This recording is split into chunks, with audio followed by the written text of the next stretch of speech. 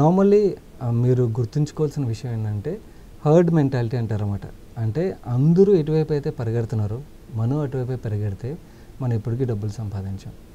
And అందరూ ఎటువైపు అయితే పరిగెడుతున్నారో దానికి మనం భిన్నంగా ఆలోచించినప్పుడే మనం ఎడిషనల్గా డబ్బులు అనేది సంపాదించగలుగుతాం. ఇది basic thumb rule. Any asset class, ఏదో రియల్ ఎస్టేట్ అవ్వచ్చు, గోల్డ్ అవ్వచ్చు, ఈక్విటీస్ అవ్వచ్చు, బాండ్స్ అవ్వచ్చు, ఎక్కడైనా కూడా ఇది మేజర్ థంబ్ రూల్.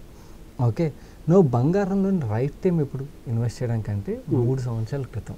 ఓకే, అప్పుడు ఎందుకంటే అప్పుడు గోల్డ్లోని దాని ముందు టైం కరెక్షన్ వచ్చింది.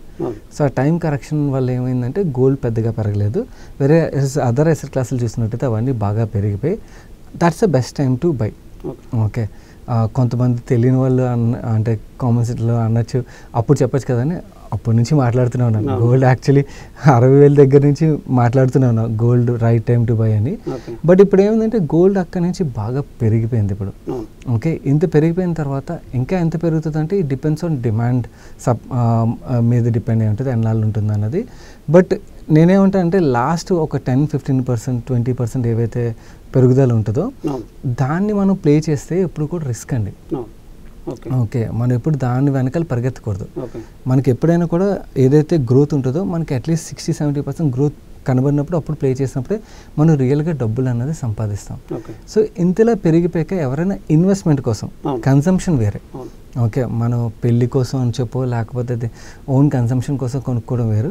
బట్ ఇన్వెస్ట్ చేయడం గురించి ఆలోచిస్తారు కదా, అలా ఎవరైనా పాపం తెలియక అంటే సోషల్ మీడియాలోని ప్రతి చోట ఇప్పుడు ఏంటంటే పెరిగిపోయిన తర్వాత ఇంకా పెరిగిపోద్దని మాట్లాడుతుంటారు.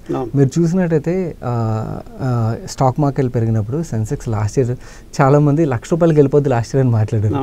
ఓకే, అది పడినప్పుడు ఇంకా పడిపోద్దని మాట్లాడుతుంటారు. ఓకే, యాక్చువల్లీ అలా కాదు. మనం దానికి డిఫరెంట్గా మన ఆపోజిట్ డైరెక్షన్, హర్డ్ మెంటాలిటీ కాకుండా దాని ఆపోజిట్ డైరెక్షన్ ఆలోచించినప్పుడే డబ్బులు అనేది సంపాదిస్తాం. గోల్డ్లోని మనకి పెరగడానికి ఉన్న ఒకే ఒక్క రీజన్, ఇక్కడి నుంచి కూడా పెరగడానికి ఉన్న ఒకే ఒక స్ట్రాంగ్ రీజన్ ఏమవుతుందంటే యూఎస్లోని మేజర్ ఎకనామిక్ క్రైసిస్ వస్తే, ఓకే, ఈ ట్రంప్ గారు తీసుకున్న డెసిషన్స్ వల్ల మేజర్ ఎకనామిక్ క్రైసిస్ యూఎస్ చూసింది అనుకోండి, దెన్ ఇక్కడి నుంచి కూడా గోల్డ్ ఇంకా పెరిగే ఆస్కారం ఉన్నది. ఆల్రెడీ అక్కడ యూఎస్లో షట్ డౌన్ కూడా నడుస్తుంది. యా, దానికన్నా కూడా మేజర్లీ ఇప్పుడు ఈ టారిఫ్స్ యొక్క ఇంపాక్ట్ ఏమవుతుందంటే ఎలా లేదన్నా కూడా ఆయన ప్రజల మీద పడదంటున్నారు, కానీ పడకుండా ఎక్కడ ఉంటుంది, కంపెనీలు తీసుకోవు కదా. ఓకే, దాని ఒక ఇంపాక్ట్, అవి ప్రైజులు పెంచుతాయి. పెంచితే ఏమవుతుంది, ఇన్ఫ్లేషన్ అనేది పెరుగుతుంది. ఆల్రెడీ యుఎస్ ఫెడ్ యుఎస్లోని ఇన్ఫ్లేషన్ కంట్రోల్ చేయడానికి చాలా గట్టిగా ప్రయత్నిస్తుంది 2-3 సంవత్సరాల నుంచి. ఇప్పుడు ఈయన వచ్చి టారిఫ్ వార్ వల్ల ఏమవుతుంది, మళ్ళీ ఇన్ఫ్లేషన్ పెరిగిపోతే దాని మీద ఒక ఇంపాక్ట్ ఎకానమీ మీద చాలా ఉంటుంది కదా. సో అలాంటి సినారియోలో ఎకానమీ రెసిషన్లోకి వెళ్ళినట్టయితే, యాజ్ ఆఫ్ నో అయితే వెళ్ళట్లేదు, బట్ వెళ్ళినట్టయితే మాత్రం డెఫినెట్లీ అగైన్ గోల్డ్ ఇంకొంచెం మనం పెరుగుదల చూసే ఆస్కారం అయితే ఉంటుంది. అలాంటి సినారియో ఉన్నప్పుడు అగైన్ గోల్డ్లోని ఇన్వెస్ట్మెంట్కి ఆలోచించే, కానీ లేకపోతే ఇక్కడ నుంచి ఆ సినారో ప్లే అవ్వకపోతే గోల్డ్లోని మనం నెక్స్ట్ 3-4 ఇయర్స్లో పెద్దగా డబ్బులు సంపాదించలేకపోవచ్చు. 10-20% కెన్ బి మ్యాక్సిమం రాలి, అంతకు బియాండ్ ఇట్ డిపెండ్స్ ఆన్ ఈ సిచ్యువేషన్. ఓకే, అంటే ఇప్పుడు మీరు ఇంతలా చెప్పినా కానీ చాలా మంది కూడా పెరుగుతుంది అనే ఆశతోనే ఉంటారు. సో జనరల్గా ఇన్వెస్ట్ చేయాలనుకుంటూ ఉంటారు. అంటే అలాంటి వాళ్ళు దీన్ని ఫిజికల్గా కొనుక్కోవడం బెటర్ అంటారా, లేదంటే ఇప్పుడు మీరు చెప్పినట్టుగా బాండ్స్ లాగా కొనుక్కోవడం బెటర్ అంటారా? ఎక్కడ ఇన్వెస్ట్ చేస్తే బాగుంటుంది అంటారు? ఒకటి, మనం కన్సంప్షన్ కోసం అయితే ఫిజికల్గా కొనుక్కోవాలి.